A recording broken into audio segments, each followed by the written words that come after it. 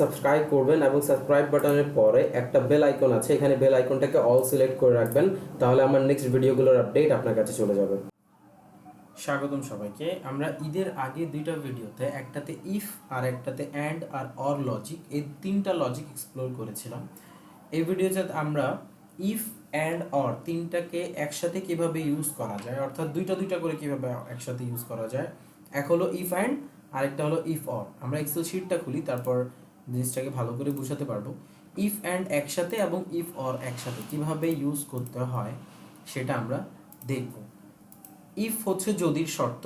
যদির শর্তের মধ্যে আমরা জানি যখন লজিক নিয়ে কাজ করে, সেই লজিক একটা লজিক নিয়ে কাজ করে। ইফ একটা লজিক নিয়ে কাজ করে, অর্থাৎ একটা শর্ত নিয়ে কাজ করে এবং অ্যান্সার দেয় আপনার মনের মতো, যেটা আপনি চান সেই অনুযায়ী সে অ্যান্সার ডিসাইড করে, অর্থাৎ ট্রু হলে কি হবে, ফলস হলে কি হবে।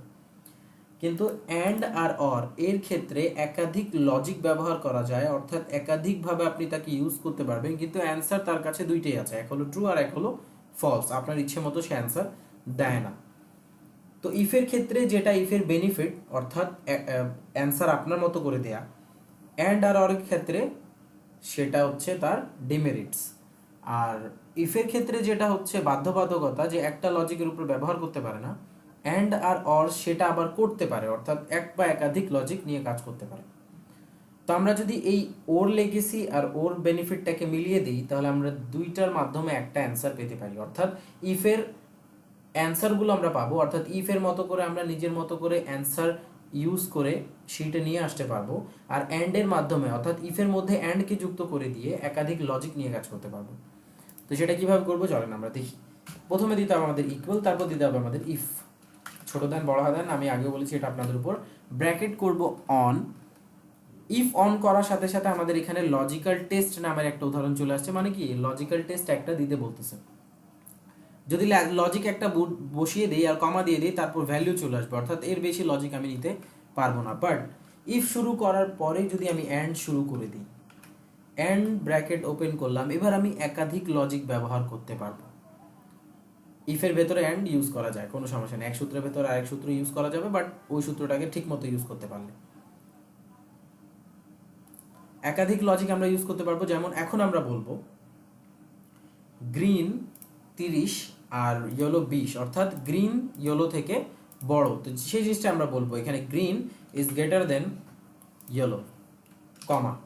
আমরা জানি অ্যান্ডের ক্ষেত্রে আমরা একাধিক লজিক ব্যবহার করতে পারি, তাই আমরা কমা দিয়ে এখন আরেকটা লজিক দেবো, কি ইয়েলোর সংখ্যা রেডের থেকে বেশি। ইয়েলো দিব ইজ গ্রেটার দেন রেড, অর্থাৎ আমরা এখানে একের অধিক লজিক ব্যবহার করলাম, যেটা ইফের পক্ষে সম্ভব ছিল না, কিন্তু অ্যান্ডের পক্ষে এটা সম্ভব। এবার আমরা অ্যান্ডকে করে দেব ক্লোজ।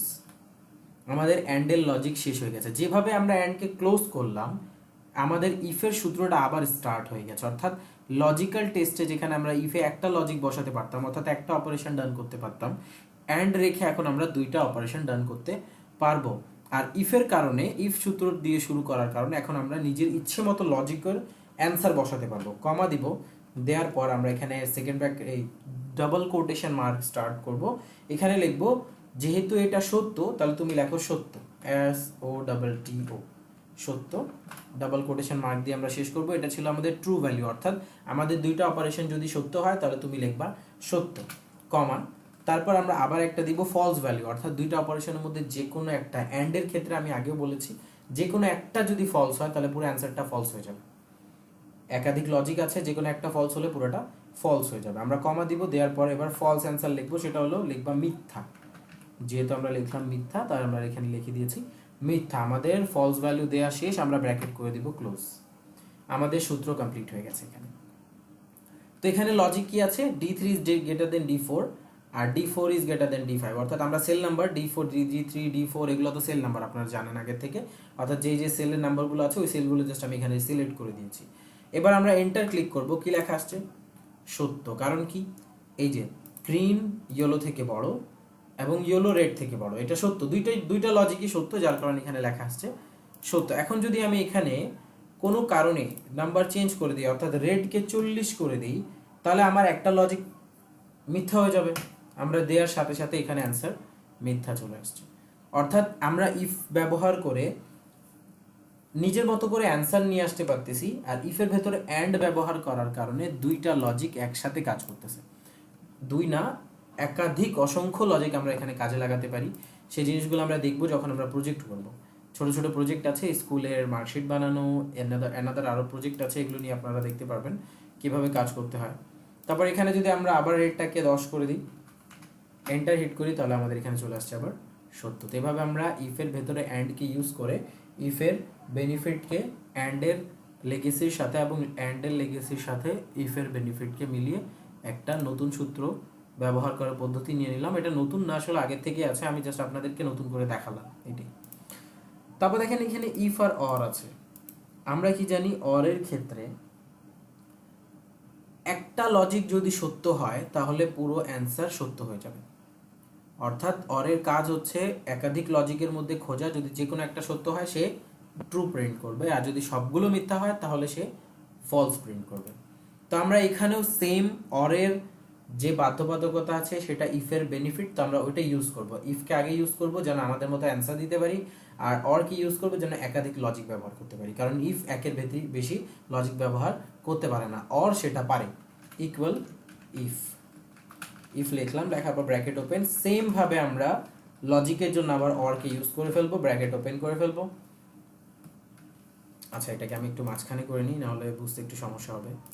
ওকে, এবার আমরা এখানে equal if logic or bracket open, এটা দেওয়ার পর আমরা এখানে লজিক দিব কি, গ্রিন ইজ গ্রেটার দেন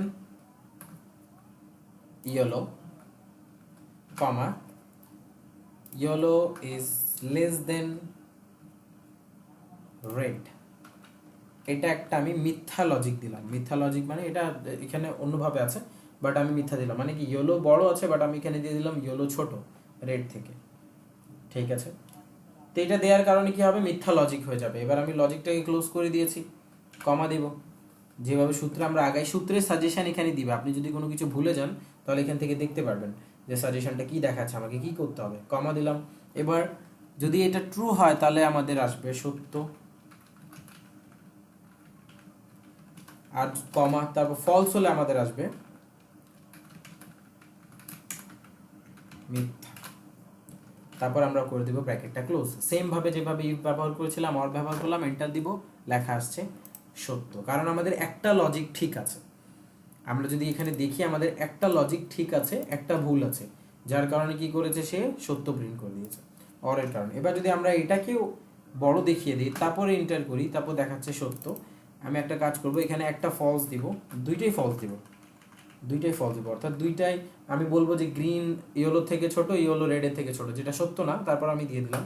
এবার আসছে মিথ্যা, আমি একটাকে ঠিক করি, গ্রিন ইয়েলো থেকে বড়, তারপর এন্টার হিট করি, এবার আছে সত্য। একটা মিথ্যা আছে ভেতরে, তারপরও অ্যান্সার হিট হয়েছে সত্য, যার কারণ হলো অর কাজ করে যে কোনো একটা অ্যান্সার সত্য হলে তার ভ্যালু প্রিন্ট হয় ট্রু, আর যদি সবগুলো মিথ্যা হয় তাহলে সবগুলো যদি লজিক ঠিক না থাকে, রং প্রুভ হয়, তাহলে দিবে ফলস। তো এইভাবে আমরা ইফ আর অরকে একসাথে ব্যবহার করতে পারি।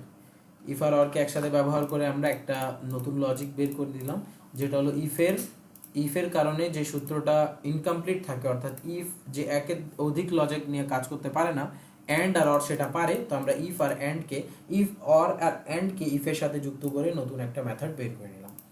এটা হচ্ছে আমাদের ইফ আর অ্যান্ডের আর ইফ অরের লজিক।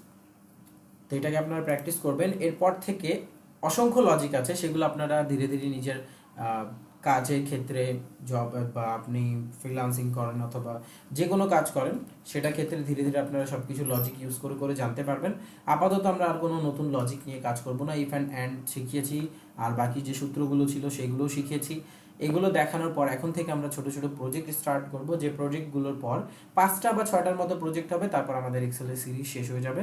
এরপর থেকে আমি আর কোনো সিরিজ ভিডিও আনবো না, লজিক্যাল কিছু ভিডিও আনবো, বা ট্রেন্ডিং যে টপিকগুলো থাকবে, এআই আছে, অন্যান্য চ্যাটবট আছে, তারপর ডেভেলপমেন্ট আছে, লজিক্যাল টেস্ট আছে, এগুলো নিয়ে যে সমস্ত কন্টেন্ট আছে সেগুলো নিয়ে আসবো। তারপর ক্যানভা, তারপর আপনার অনেক অনেক ধরনের টুলস আছে, যে টুলসগুলো কীভাবে ইউজ করতে হয়, কীভাবে সেগুলোকে ডাউনলোড করতে হয়, বা ডাউনলোড করাটা তো এখন সবাই পারে, নর্মালি গাইডলাইন সব জায়গায় দেওয়া থাকে। ইউজ কীভাবে করতে হয়, ম্যানুপুলেট কীভাবে করতে হয়, সেগুলো নিয়ে আমরা আগের ভিডিওতে কাজ করব। কিন্তু আগে আমরা এক্সেলের 5টা প্রজেক্ট দেখে, 5-6টা প্রজেক্ট দেখবো, যাই যে কয়টা হোক 5-6টা প্রজেক্ট দেখে দেন আমরা এক্সেলের সিরিজটাকে এন্ড করব। এর আগে এখন পর্যন্ত যা শিখেছি সবগুলো এনাফ আপনার জবের জন্য, আপনার ইন ফিউচার ক্যারিয়ারের জন্য, সব কিছু, এগুলো সব কিছুর জন্য যেটুকু শিখেছি সেটুকু এনাফ আছে। এর বাইরে আর কোনো কিছু শেখা লাগবে না। তো এই ফ্রি কোর্সটা আপনাদের জন্য। এই ভিডিওতে এই পর্যন্ত থাকবে। লাইক করবেন, শেয়ার করবেন, সাবস্ক্রাইব করবেন, কমেন্ট করে জানাবেন কোনো সমস্যা থাকলে, সোশ্যাল মিডিয়াতে ফলো করে নেবেন। ধন্যবাদ সবাইকে।